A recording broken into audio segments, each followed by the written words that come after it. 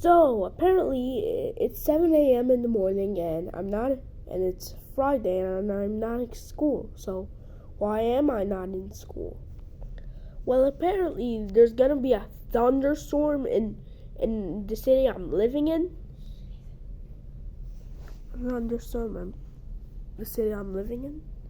Sorry, I had to, because my parents are sleeping, and it actually rained like last night or something. You see, some parts are blurry, and look, there are puddles. Puddles right over here. And apparently, right over here, it's a bit shinier than usual. Oh, look, some more puddles. Yeah.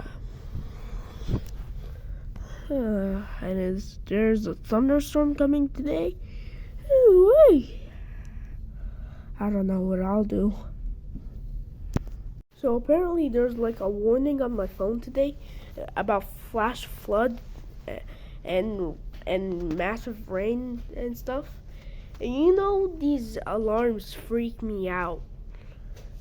Actually, you don't know. I never mentioned that on the channel before, but once there was a sandstorm in like a hotel I was going to, and I was literally terrified.